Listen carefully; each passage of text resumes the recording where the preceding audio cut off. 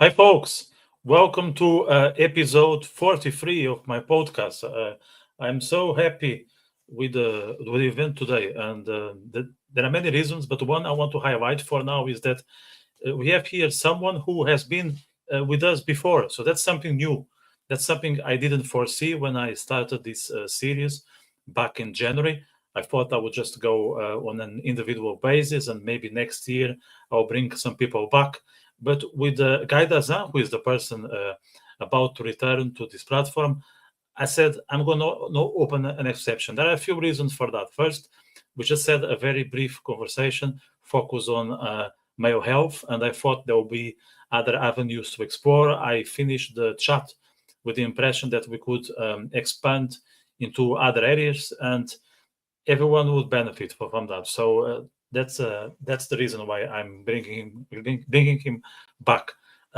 So for those who haven't seen the 30 minutes chat I had with him a month ago, he's an English teacher, he's a writer, he's a painter, he's very prolific. He's into mysticism. He lives in Israel. His roots are originally Romanian, so he's multilingual. So there's a lot to explore. I don't want to stay too much here in the introduction because I'll try to squeeze it in an hour. And that's what I'm going to do now. I'm just going to bring him to the studio, and we will crack on. How about you, Guy? All good? Hey, how are you, Victor? I don't know which language to speak to you. I understand that your native is Spanish. It's Portuguese. It's Portuguese, by the way. I'm Portuguese. Portuguese. Wow. Yes. Okay, I Yeah. was so far off. I thought you were like Italian and I started studying Italian and stuff like that. And I was very nervous. I wanted to greet you in your own language, but I don't speak a word of the Portuguese, unfortunately. Well, with your Romanian and Italian, I think you can get there because it's a Latin language. So I think it's not a lot of effort, and you are talented with words. So I think somehow you can learn some. Thank you. I think I maybe I know only one phrase, but it's like tudo bom. To the bone. Okay, I thought it was some bad language, but okay. No, no, no, it's not. It's not. It's tudo bom. To the bone is a nice one. Look, I Yeah. had uh, a great time when we talked a few weeks ago. I think it was visible. I mean, I mentioned that, and I'm a man of my word, and I promise I will Thank bring you you. back. So here we The are. I think the feeling is mutual. It's reciprocated on this great, end.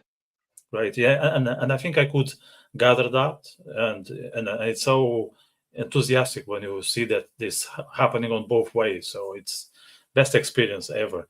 And the topic we talked the most was male health, but we started to explore masculinity as such, and I think we came into uh, an alignment that is something under assault.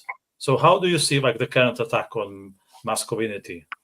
I was kind of I had a lot of questions about the title you chose for this conversation because I understand that in some ways, a lot of ways that masculinity is, in fact, ipso facto is under some kind of attack, but the notion of masculinity itself, not necessarily, the male figure, individuals that are being targeted. That's a different issue all by itself. Um, but I think that masculinity has lost its gravitas, you know, when it once had, because masculinity was portrayed as the be all end all, of human existence. And femininity was pushed aside. It was mocked. It was parodied uh, in every type of media, films and music and books. So the feminine figure was always um, sort of laughed at and mocked. The typical housewife, uh, She needs to be, subservient to her husband.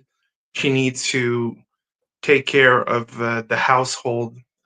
She cannot possess any type of position or job in academia or any type of career to develop for herself. She is not the breadwinner of the family traditionally.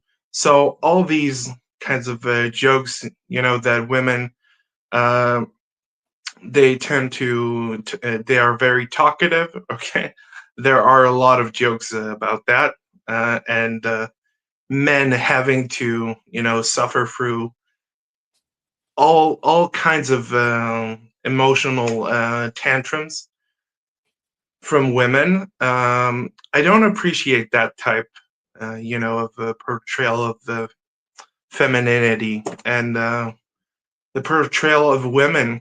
Women have a very vital role in society. Evolution is such that women need to produce children in order for the next generation to actually succeed the previous one, in order to not go extinct, because that's quite a possibility. In a world where there's an umpteenth types of alternatives to traditional relationships between male and female. They do not need to reproduce. They do not need to copulate in order to birth. The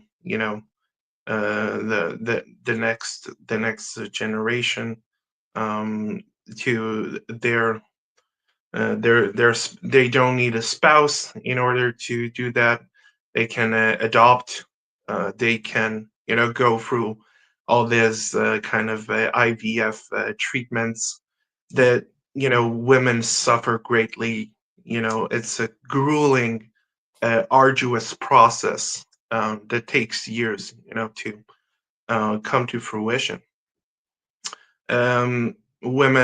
Single women that freeze their eggs in order to be able to later on um, uh, be fertile, and actually be able to birth children, give birth to children. So I don't see it as an opposition, Mhm. to traditional masculinity. The current state of affairs is not strictly an opposition. It's just that this kind of postmodern, ideology that stems from a lot of different schools of thought. You know, we are influenced greatly, but by what happened, in the last century. The events where two world wars occurred in the same century. Um, they were just a couple of years apart. Um, the First World War ended in 1918, and 20 years later, lo and behold, the onset of another world war was on the horizon. You know, the armament, the race, all that stuff, just influenced society greatly. And traditional values, were cast aside, especially when we're talking. I'll take, for example, the students' revolt in the academia in the 1960s.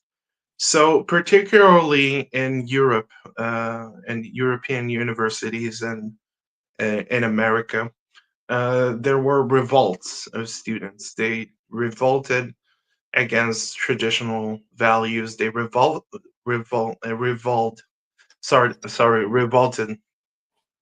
They rebelled against, you know, the paradigm of Mhm. traditional higher education.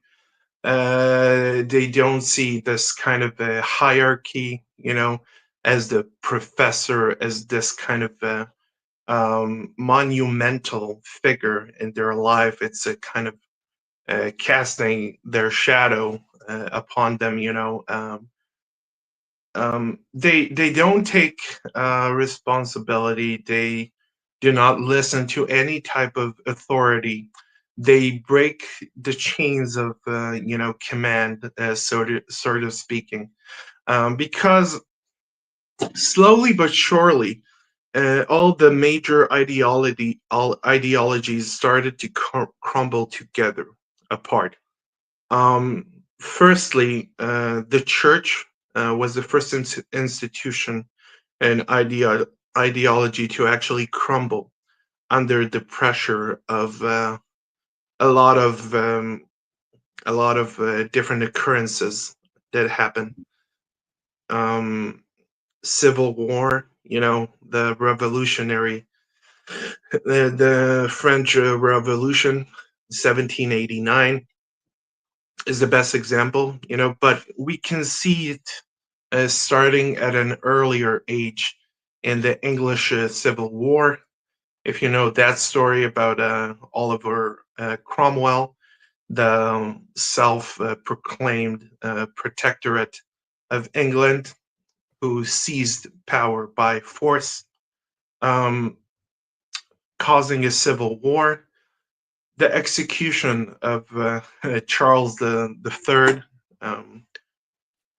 by the Parliament, which was, it was a turmoil. It was a political turmoil that never occurred before, and on this scale. On this scale. Afterwards, the execution of, the French king, and alongside with Marie Antoinette at the beginning of the French Revolution, and also uh, another kind of tyrant that came to power, Maxwell. Um, I can't remember his name exactly, but it will come to me later. But that's fine. Okay, so they revolted against the traditional values, the traditional institutions and systems that were set in place for the past millennia. So millennia is 1,000 years for people who don't know. Um, Simply put, masculinity was no longer a kind of valid. It no longer had the basis, the political and philosophical basis and grounds and fundamentals it relied upon. And masculinity kind of lost its way, and it regressed. It regressed back to an earlier times where humanity was just this kind of um, this kind of Darwinistic nightmare where the strong, ruled the weak, the many controlled the few. Um, yeah, it's quite puzzling. I don't know what has happened to masculinity. Masculinity never went away, really. Even though we try to portray ourselves as, enlightened beings, the post-enlightened era, the postmodern era, where we were iconoclasts. We shattered, the idols, the foreign idols of, you know, religion, um, politics, and economy, specifically, conservatism. Yeah. And masculinity shifted to meaning someone who is willing to help women, someone who's willing to um, surpass or to overcome their basic instincts. Someone who is thoughtful, someone who is caring, who is communicable, is able to express his emotions. Someone who is not narrow-minded. Someone who is has a lot of different, hobbies, leisure. Someone who does not confine to the traditional paradigm of a masculine male specifically, someone Yeah. who was assigned male at birth clinically. I And have a friend, sorry to yeah. cut you off. I have a friend who usually sums up is like until a certain point, let's say until, as you pointed out, let's say the 60s in the last century, uh, the hierarchy was based on strength. So whoever was bigger would have the first and the last word, and they wanted Mhm. to bring some justice into the into the platform. So we said, okay, now it's a lot more about communication, culture, how people can get along, and not who speaks louder or has Yeah, or has more they muscle. thought that parity could be achieved. That ubiquitous ubiquitously sorry ubiquitously ubiquitously um, egalitarianism means the basic free opportunity granted to everyone, regardless of their creed, gender, religion, um, political association, all that stuff. But it doesn't really apply. That kind of delicate balance, it tends to be interrupted, disrupted all of the time because we prefer the subjective. We prefer. I'm going to use a big term. Okay, I'm going to use the. We prefer the ontological truth. Okay, Yeah. as opposed to the cerebral type of truth. Mhm. Um, it's called epistemological. Okay, a knowledge that is above the senses, above the five senses. It is the pure objective. Plato would call it the eidos. Eidos is the, you know, it is the most purest form of an idea, in its most purest form. Um, it's called unadulterated. So, unadulterated truth. Okay. The ontologically, it means that we are looking uh, at this world, this contemporaneous world, through a tiny prism. You know, we look at the current state of affairs, and if we do not act, okay, ontologically to change, okay, the physical world, to to uh, conf- uh, comply with our own worldview and perspective, then we cannot regard it as actual truth because objective truth cannot be attained in a world that has so much turmoil, civil unrest, natural disasters happening all of the time, just freak occurrences that kind of rattle the boat of stability. We have this notion, the illusion of choice when it comes to democracy. Okay,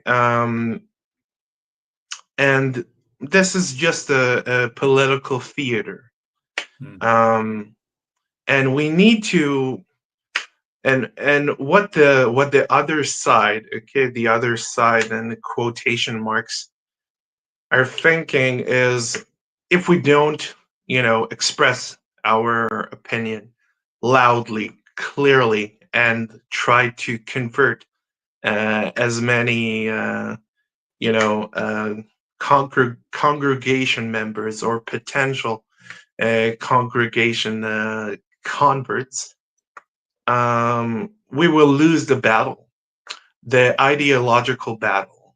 And that's the way they perceive the world, in a very narrow Darwinistic, you know, um, natural selection type of way. And it's, it's the sovereignty of the many over the few. And they think that they need to draft more soldiers to this holy battle, okay, Mm. that they are waging, and they perceive it as such. Conservatives no longer conservatives and liberals, um, libertarians, for example. People who are liberals, they are no longer a part of this new, I don't want to say woke, but this new wave of ideological bent that seems to sprang out of nowhere, 10 or 15 years ago. It just came onto the scene abruptly with no prior warning. Um, we had no knowledge. The conservatives and the liberals and the libertarians, they did not have their hand on the pulse. Their finger on the pulse, and a lot of them just, they didn't see this wave, approaching. Um, there are figures and individuals like Thomas Sowell, for example, a very Yeah.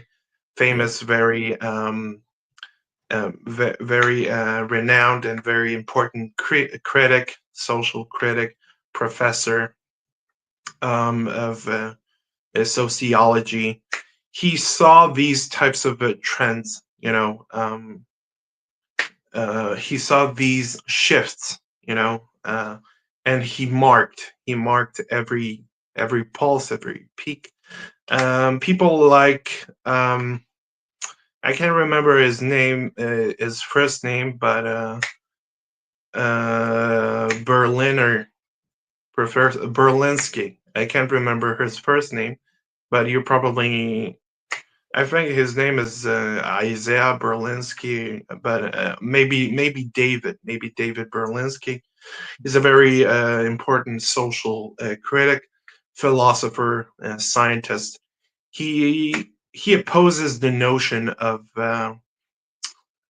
he opposes atheism, for example. And even though I'm not a very devout, believer, um, I do believe I am a deist. Like the Mhm. founding fathers of America, they were deists. They were not strictly Christian. They did not believe in a denominational, or religious association. They just believed there was some kind of a supernatural higher power, progenitor. Aristotle called it the progenitor, the wheel that independently spins by itself. It is autonomously. Um, the inertia is inside the wheel itself, and that's the moving force, the Let me ask, unmoved mover. yeah, Yeah. let me ask one thing here before we go any further. So you described a chronology, of basically the human history, and I would like to focus now on Israel, which is a country, let's say, Okay. on the better word, born in 1948, and it's quite complex, as we all know. It's probably one of the most complex Hmm. countries in the world, and Yeah. I think very much misunderstood by the others. I think there's so much misportrayed of Israel. I think most people don't even know where Israel is on the map, just to start with. So, how is Israel doing? Let's say on the moral sense of things. On the moral sense, it's very complex, very confounding. Hmm. Um, there's no one simple, golden verse that there's no aphorism that I can give you that will encompass the entirety of morality when it and ethics when it pertains to Israel. It is a very complex issue. The question is, what do you want to focus specifically? So you mentioned like that when it comes to us, like the human race, we Hmm. we tend to believe that it was about who is stronger, who is louder. At some point, we divert to a structure where there will be communication. People will get into agreement by talking to each other, and there will be more room for Hmm. discussion and things like that. So, is like Israel was born, in my understanding, Israel was born with some Soviet influence. Like at the beginning, the kibbutz Israel. were essential, but then from the 70s, it started to be more and more, let's say, a capitalist. Okay, so let's start here. Okay, thank you for focusing the discussion. Okay, um, and we'll open up the discussion with the ideological origins. Okay, for the foundation of the state of Israel, which is very complex. Okay, um, the the Zionist movement was born in the late 1900s in Western Europe mainly. Zionism was an actual movement. It was very influential. It was started by people, by very well-to-do individuals, um, people who were the movers and shakers in their own societies and communities. Um, yeah, they consisted of people from all walks of life, every occupation, from from a butcher, to a lawyer, to heads of state, even non-Jewish heads of state, um, seem to rally for the cause of Zionism. And in the beginning, Zionism started as a kind of entrepreneurial, okay, endeavor. Um, People who had the money to invest in Israel, people who were able to um, it's very complicated. Let's start from the beginning. Israel was under the occupation of the Turkish Empire at the time. Um, the Turkish Empire ruled in the land of Israel in this area for the past 300 years or something like that, close to 300 years. And one of the major figures in Zionism, you probably heard about him, is Theodor Herzl. Yeah. Yes, okay. So, to make a long story short, he managed to attain a charter for the Jews uh, from the Turkish emperor. Um, at first, he was rejected. Um, in his lifetime, he never got that charter, and he died. He died in exile. He was a visionary. He was the visionary that managed to coalesce the Jewish people to the state of Israel, the land, and people started to, they started to build their own factories, their own uh, innovations, particularly in agriculture.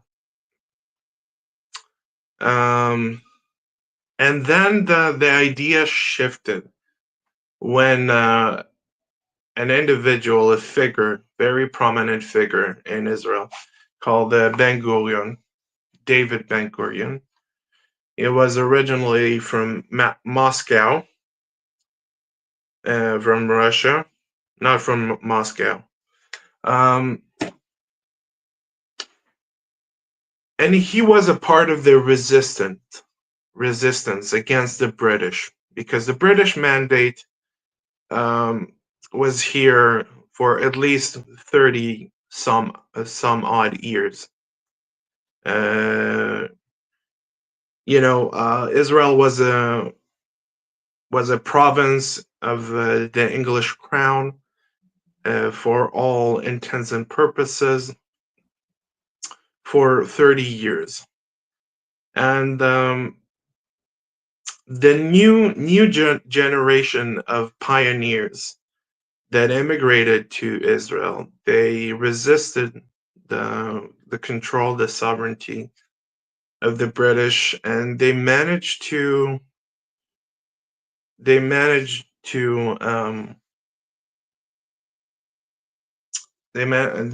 to make the mandate, go away. The British left Israel with everything that comes with that. There was no type of agreement, nothing like that. The British just up and left at some point, and David Ben Gurion followed some of the ideologies that came from the October Revolution, Mm. you know, in the Soviet Union, and some of the ideas they were very appealing to him and figures like him in the leadership of early Israel, or even before Israel was a state. The ethical problem comes into play when when the Arabs that lived on this land um, at some point they were expelled. Um, they were deported in some capacity, and the Jews remained to settle. And the conflict sort of began from there. Because if you see the developments in the in the Mediterranean, in the Middle East, you see they all stem from two major, uh, you know, two major factors. It's so complicated to even talk about this, but this is the shorthand version. Okay, it's Mhm. so complicated, you have no idea. Okay, it comes from the divide, the inner divide within Islam. Okay, you have the Sunnah and the Shia. Okay, denominations. These are the two major strains of religion in Islam, and they have two very opposing, ideologies when it comes to theology, when it comes to tradition, where it comes to society, everything, when it comes to civil law, everything that goes with it. Um, once the Emirate, countries struck gold, when they found oil, they were pretty much they they just had all the maneuvering, space, and they had the sources and the funding to do whatever they want, basically. So the discovery of oil in some Middle Eastern countries definitely helped fuel the or ignite the strife. You know, Hmm. the other part of it, comes from the claim. Okay, the claim that the Shiite strain of Islam has. Um, to make a short story, okay, to make a long story short, I'm sorry, it's so complicated. All the details in my head, they are mixed up. Hmm. The Quran, okay, it's is the completed text, okay, it's the holy scripture of Islam. Now, there are stories that were added. Okay, we call this apocryphal stories. Okay, in academia, um, stories that were added later on, and they were not included in the canon. Okay, in the canon of the text. This is called the hadith in Islam, and the problem is it depends on which version of Islam do you believe. Do you believe in the core fundamental text of the Quran, or do you believe the versions that are told in the Hadith about the Quran itself? This is the major problem. Now, in through a historical prism, okay, not a religious one, after the Prophet, peace be upon him, okay, the Prophet, peace be upon him, uh, passed away, there remained the question of inheritance.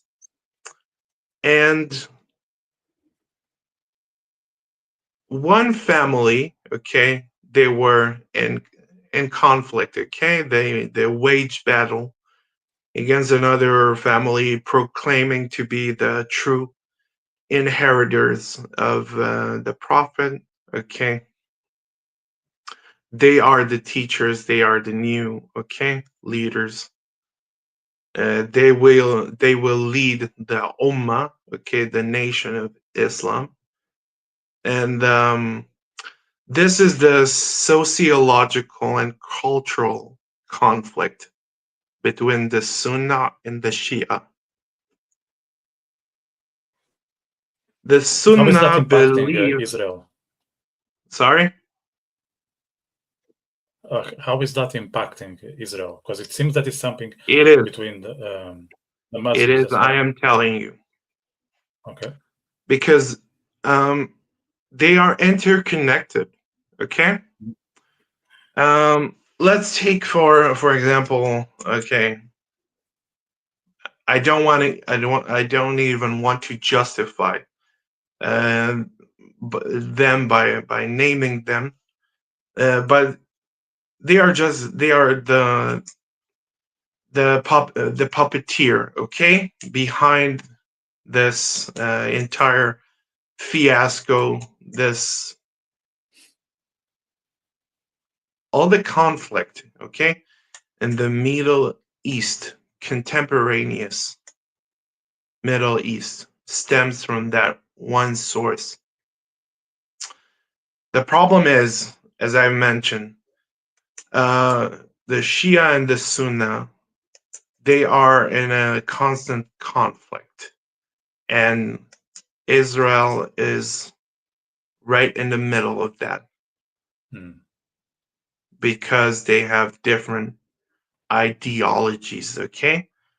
They both believe, okay, in the foundation, the future foundation of the Ummah, the Islamic nation, okay? But they both have different means, okay, to getting there. You understand the problem right now.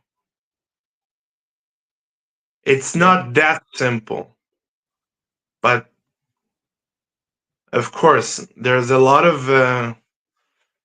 foreign affairs that go into it, a lot of politics in the microcosmos and the in the macro. Hmm. And why do you think that the road tends to be on the Arab side? And it's not something new. That has been the case for quite Mhm. some time. It doesn't seem that it's going to change any soon. Would you find any, I don't know, tangible reason for that, or is I think it's complex, but how would you unpack that? I'll tell you something. Uh, some of the values, um, some of the values that the Europeans, for example, hold, um, in general, they tend to be liberal. They tend to be democratic, open-minded. They tend to be pluralistic. Hmm. They are not judgmental. They believe that men and women should have, you know, equal rights. They don't believe in the existence of men and women anymore. But and I'll tell you why. Because in a postmodern world like this, um, where we try to eschew every type of you know anachronistic tradition or value, a value system or ideology.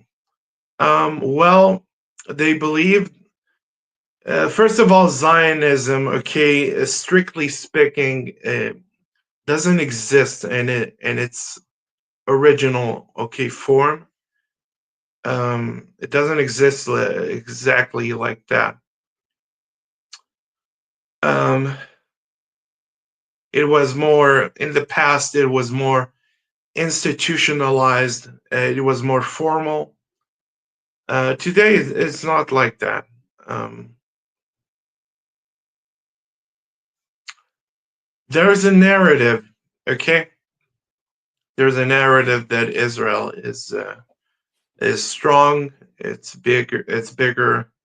Israel is the colonial. Okay, Israel is the oppressor, and it's the same. You know, for okay, let me tell you like this. Um, they sort of get a pass. Okay, for specifically targeting, Israel, Hmm. and not not targeting Jews, and as a race. And they don't see there's a conflation, okay, between the perception and reality. As I said, the ontological reality is the physical world, okay? It's what happening, okay? It's a subjective truth, okay? How you're feeling, okay? The objective truth, the epistemological truth does not matter, okay? Ideologically, the fact that Israel almost never instigates, okay, a conflict or a battle, uh, or any type of military operation or stuff like that. It doesn't occur, okay? It doesn't occur in a vacuum. Okay, we call it ex nihilo, okay? It's not independent of something, okay? It stems from something. So is it fair to say that, let's say, Israel can be correct when it comes to the military strategy, but doesn't matter at the end of the day because there are other reasons underneath that will prevail at the eye of the public? I'll tell. Repeat your question again. Yeah, that I was just saying that, like, is it fair to say that as much as Israel is being ethical and correct, let's say on the field, underneath there are other reasons that will always prevail above all, that there's nothing we can do about that? Yes, I agree completely with what you're saying. There are things that are just out of our control, Hmm. and I'm not just saying as civilians. I'm saying as human beings as a whole. The conflict and the battle over resources, territory. It's not. It's no longer anymore about that. For thousands of years, wars were waged specifically about resources, okay, and territory. That's it. Access to resources, access to expansionism and territory, okay, sovereignty. But no one is ever, sufficed with just having their own territory, their own nationality, their own ethnicity, their own language. Um, no, okay, no human civilization. Okay, for the most part, no human civilization was simply sufficed with having their own territory and you know not bothering or intervening in the affairs of the neighboring nation, country, peoples, whatever. It's simply human nature. I think that vanity and ego has to do with it, has a lot to do with it. And the consequences for the ego of a few people of the upper echelons of human society and humanity, it just sends tidal waves, you know, tidal waves of destruction. Unfortunately, you don't see this in nature. The smallest object in nature, it does nothing. When you throw a small pebble to on the surface of a lake, for example, there are no ripples. The ripples they're quite tiny. They dissipate after just a few moments. They don't go a long distance, but unfortunately, politics is different.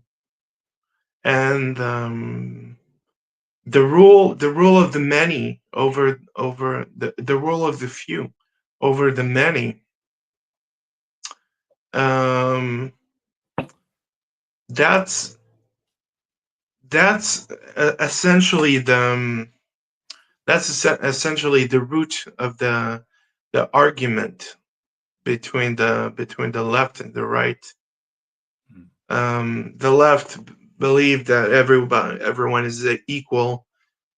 They don't believe that everybody is equal under God, because God cannot exist in such a cruel,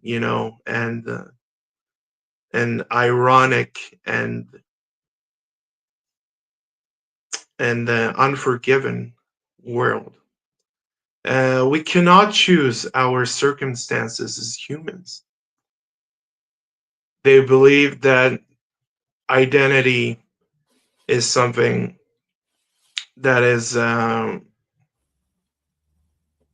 your identity is your political, bent. Your identity is um, is your political argument. Um, that's not true. They don't care about dialectic. They don't care about philosophy or orations.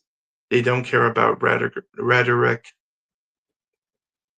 They don't care about these basic classical notions. These notions build societies. You know, the classical notions from the Lyceum of Aristotle and Plato's Academy, the notions of dialectics, rhetorics, geometry, mathematics, astrophysics. They don't care about that. They just want to see, they don't even know what the future holds. Okay? When But that's, when they see, guys, sorry to cut you off, but I think that's where they see the fun, that there is so much freedom. We don't know what's going to happen, and that's where, the joy is. Now, I'm not defending that, exactly, but I think that's the appeal. freedom, too much freedom, it breeds chaos, Yeah. because you need some instruction for being a person, being a human being. You know, there's a joke about children don't come with a manual, a guide, and there's not one way, okay, to be acculturated as a human being. Um, Most adult, they do all that work once they reach adulthood, and most people have these gaps. Mm. Um, and unfortunately, the people who attend the universities, they are at that perfect age, that is the most, you know, uh, liable, the most malleable to influence. And they don't understand that the messaging, they get in the classroom, in the study hall, um, they don't understand. They have no freedom of choice. Yeah. They have no freedom of choice. They just perceive these professors, to be a source of authority, and they tend to soak in a lot of these ideas that the professors promulgate. You know, it seems like I'm stuttering, okay, during this conversation, but I'm not. I'm trying to understand the lunacy. Mm. I'm trying to parse all the different factors, um, I'm trying to do that work with myself. How these kinds of people, how they think. Now, when we argue or we prognosticate or we put forth the notion, we postulate. Okay, let's take the aphorism, the title of this conversation. Okay, masculinity under attack. Yeah, all Mostly, caps, guys, all sorry. caps. Okay, Just one so comment. That's mostly marketing, right? yeah, okay.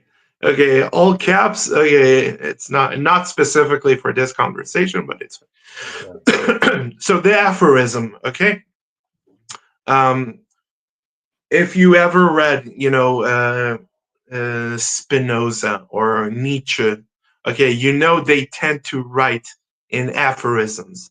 Yeah. They are very short statements that contain within them, a whole lot of knowledge. Masculinity is most definitely under attack as a notion, as a principle, as a social role. You know, um, masculinity is it cannot be disassociated with maleness. You know, with the male figure and men specifically. When I say men, I mean cisgendered males. They were born with the same, they were assigned the same gender as they identify as. Okay. I'm very careful about that because I agree with the notion that you shouldn't judge anybody by what definition they give to themselves or how they choose to present themselves. It doesn't matter which pronoun you choose to present yourself. Um, so I'm very careful about that because that's the only part, okay, that I agree with, okay, and the whole entire ideology. That's the only part that I actually care about. Um, because you want to be respectful.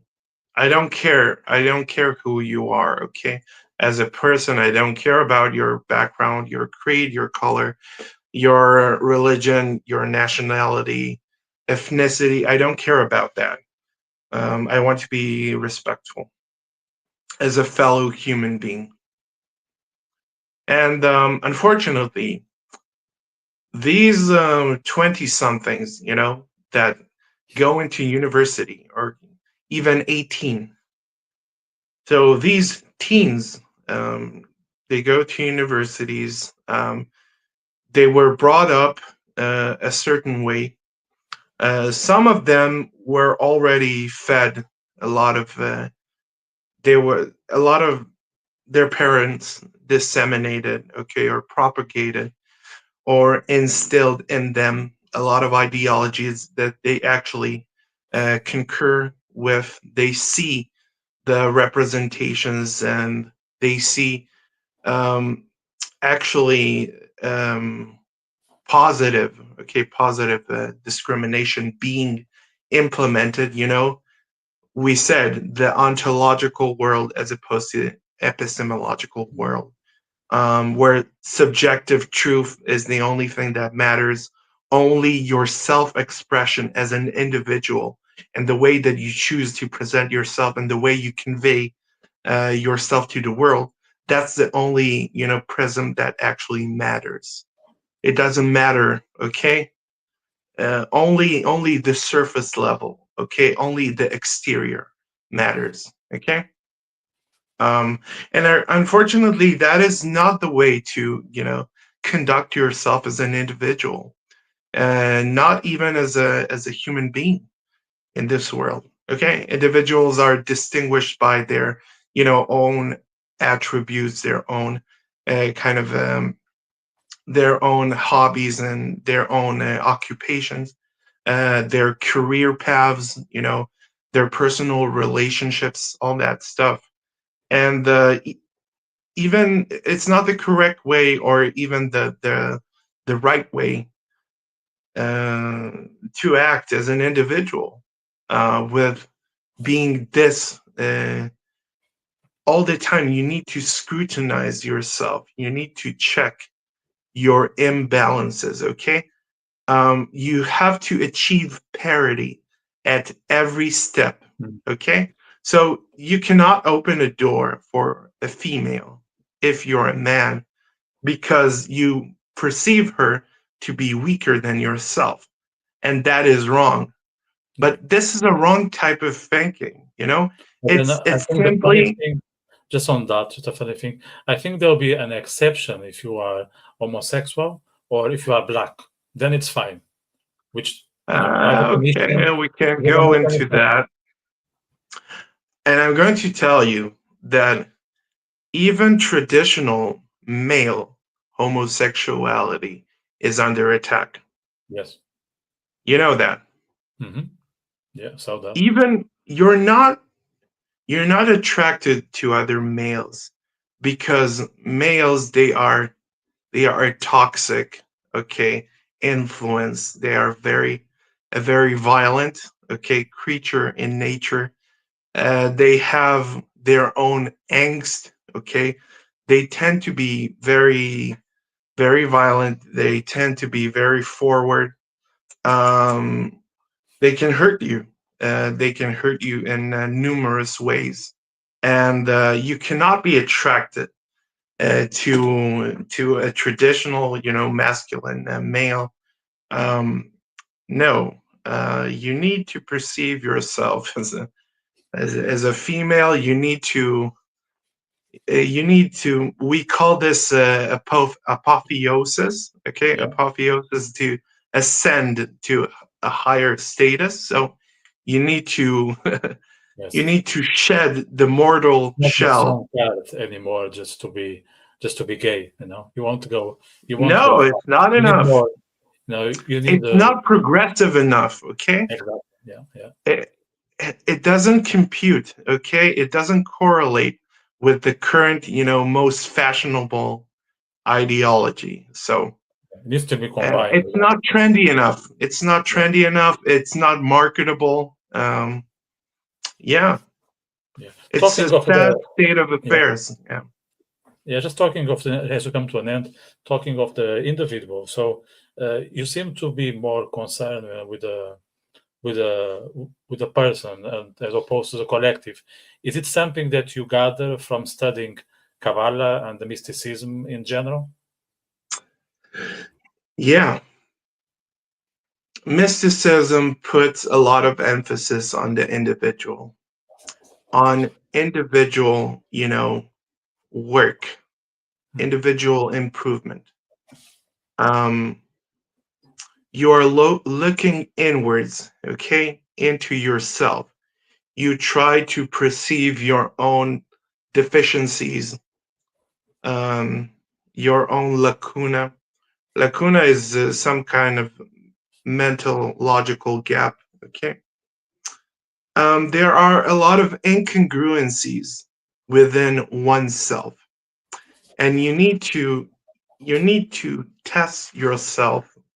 Okay, you need to perceive. Okay, and gaze into your own, workings, inner workings, your intrinsic self. Okay, so let's start from the beginning. Okay, about mysticism. Mysticism starts when an individual, okay, knowingly, okay, um, chooses, okay, out of their own free will to pursue some kind of path towards enlightenment. Okay,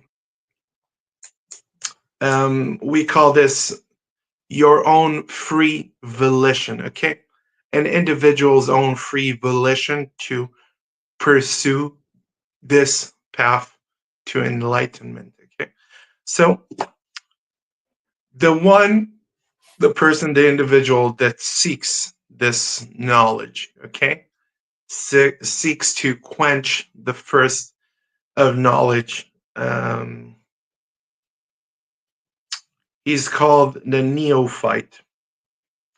And the neophyte is a very special individual who chooses this path. Now, like religion, like philosophy, like sociology, like many professions, there are different methods. Okay.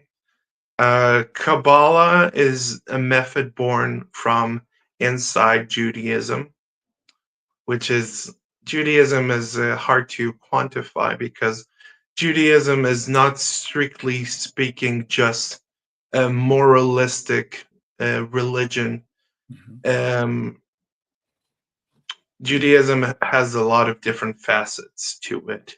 Okay, and you cannot distinguish specifically. Okay, you cannot separate the sociological side of Judaism and the spiritual, ethical, moralistic side and practical traditions, ceremonies, um, credo, you know, all that stuff. Um, let's take for example, the initiation ceremony for uh, if you want to consecrate your life as a devout worshiper of the god Mithras. Okay, Mithras originated in ancient Persia, and the ceremony, okay, for the initiate, the neophyte, the one that wants to actually be included, okay, he wants to be privy, privy to the esoteric knowledge, okay? Most of the time, if you're inside the mystical, okay, yeah, quotation marks, mystical circles, we call it esotericism, okay? Mysticism has a very, it doesn't resonate anymore, okay? Mysticism has this kind of a carnival, circus, psychics and magicians and stuff like that. It has, for example, Wicca. Wicca is not taken very seriously, when you think about it, but it's an essential part of esotericism in a lot of ways. Um, a lot of it stems from Kabbalah. Kabbalah has, like every other mystical and esoteric sect or denomination or method or ideology or philosophy, or whichever coin you would like to, whichever term you would like to coin for it. It's based on practical, okay, practicing, okay, ceremonial, okay, and actually, well, ceremonies and actually practicing, doing practical magic, okay, we'll call it. And there is a theoretical side, which is very extensive. Um, there are a lot of different books on mysticism and esotericism. I'm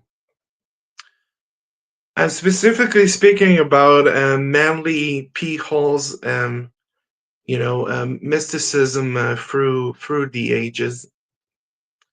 It's called the esotericism of, or I think mysticism through the ages, and the initiation ceremony for uh, the cult, the sect, the brotherhood, whatever you want to call it, of Mithras, is the neophyte will go. He will be led underground into a cave. We call it a grotto. Okay, Sometimes they are called grottos. Grottos are caves that are underneath the surface level. Okay, they are not just regular caves. They are grottos that are actually carved into the ground, borrowed, and he will be led by some. He is by some acolytes. Okay, they are lower level, initiates. They are members of the society, brotherhood, sect. Sometimes they are called cloisters. For example, Franciscan monks, for example, would live in cloisters, um, in monasteries, and at the end of these processes, I cannot divulge all the details, um, but there's a series of enchantments that the neophyte needs to recite. He has to go through something that involving a body of water, and at the end of the tunnel, at the end of the grotto, he goes back to the surface. Okay, he's greeted by the high priest.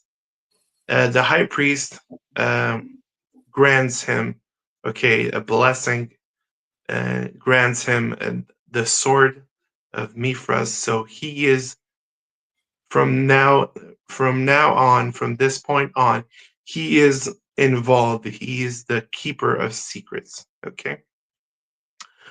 There are different oaths that he needs to take, the neophyte, the initiate, and he's basically in. Okay, he is in on the secret, the rituals, um, and his whole perspective on life changes. You know, the prism that you have on life is so limited to your own, and I'm stressing this term, ontological experience, okay, specifically. You cannot perceive something, okay, that is above your five senses, okay, as a human being, as a Homo sapien. We know about the existence of something called the consciousness. Now, defining the consciousness is something that's been happening way before the scientific evolution, way before Galileo and Sir Isaac Newton came on the scene, way before the Copernican revolution. Before that, people believed in the Ptolemaic system, that the sun, you know, revolved uh, the Earth and not the way around. That actually Earth, revolves around the sun. They believed in the Ptolemaic system. It was named after Ptolemy, the Greek Egyptian dynasty. Um, People had a lot of different beliefs, Yeah. and they could not escape the conditioning. They could not escape the conditioning. They could not escape the oppression and the persecution of the church, of uh, of the monarchy. People were held down in chains. Most people throughout human history, they were serfs. They were subservient to the dons, the seniors, the upper heraldry, the regal status and class. Um, they could not escape their own viewpoints, and I've mentioned some of the professions. Okay, they were called the seven, noble and noble professions, and they were arithmetic, okay, mathematics, um, geometry, philosophy, of course, rhetorics, dialectics, politics, and astronomy.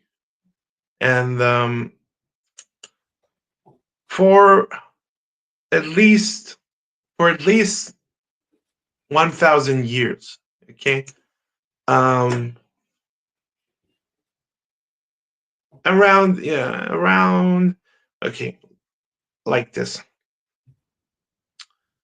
for at least okay, 1,600 years, okay, let's say, that held true, up until the Renaissance, the period of the Renaissance, up until the Enlightenment, it remained true. For example, the founding fathers, they were very much interested in the classical education system. That's the way people actually attained, you know, um, they attained education, higher education. They built it. If you were a medieval or higher medieval person, or early Renaissance, there's a period called the Goth, international Goth period. Afterwards, there was the Renaissance. Okay, so if you were an educated person, you were a bright person, you were a cosmopolitan, you had to know, Latin and Greek. The other thing is, the only professions that were available to you is either being a lawyer, a medicine, a physician, or a professor. Okay, a professor, and most of the time it was a professor of theology specifically. Um, People had no idea, okay, or people who were interested in esotericism, they tended to be, very highly educated, very scholarly figures, people that devoted and dedicated their entire lives and careers to pursuing, um, medicine and science and mathematics and engineering. And esotericism was just an excuse to pursue, okay, science. For Mm. example, Leonardo da Vinci, he was interested in a lot of esoteric um, philosophies, but he sort of, he took all that, everything he learned, he converted it to practical uses. Okay, like building a lot of intricate war machines, for example. Building, he even, he made leaps and bounds when it comes to medical science, anatomy, botany, astronomy, many different fields. And he was not the most religious of persons, Yeah, he I was think. probably, Sorry, guys, sorry to interrupt you because we are way above 1 hour. I think we could do one episode just about Da Vinci and about each of the topics you touch base Okay, here. so I don't want to cut you off, but no, just for the interest of time, okay, we uh, need some type of conclusion. yes, we need, yeah. Okay, masculinity, uh, contemporary politics, and classical, okay, education. They are all interweaved into one notion. There is some type of order, okay, to existence. Order, okay, existence is not born out of simply natural selection, simply the Darwinistic totalitarian notion, the domineering notion that, the strong, they defeat the few, they excel, they are the chosen ones, whatever. They are the enlightened ones. That is a very dangerous notion to society. If you see society as, you know, as one cohesive mass that needs to move and shift like a master hive mind that does not have any free will or does not act on its own free volition. That is a very, very dangerous notion because human beings are individuals, okay? They are distinguished by so many different factors, pertaining to their own lives, their own pursuits, passions, dreams, their own career choices, their own, you know, their own experience as human beings.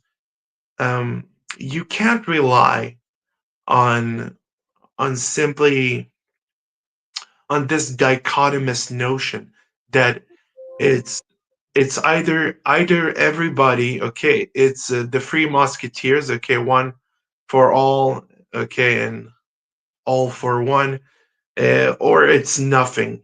No, there are grades, there are shades of gray that we can live in. It doesn't need to be this.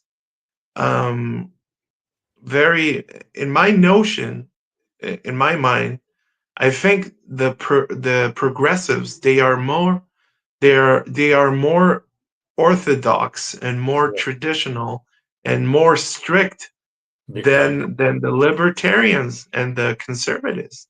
Okay, so probably that's next topic for the two of us. How about that? Okay, Who is good. the most orthodox? Who is more open-minded? And I think we have material for another 1 hour, if not more. How about that? Yeah, I With think we in, have a with a material for conclusion and with an open road in front of us. an entire seminar for at least. Yeah, yeah.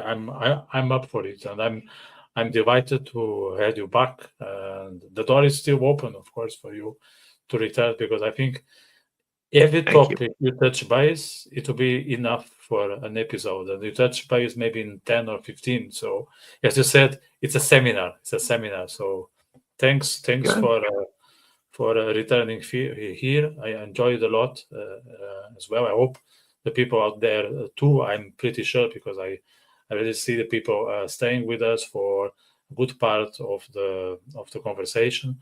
And I just want to say that there'll be another episode for those who are on the other side of the screen next Wednesday. Next Wednesday, yeah, next Wednesday I have another one coming. I'm doing this on a weekly basis, and I hope people stay around. And if they can subscribe, share, press all the buttons out there or down there, I'll be more Yeah, than happy. So and hopefully we can redefine the notion of masculinity in our own terms.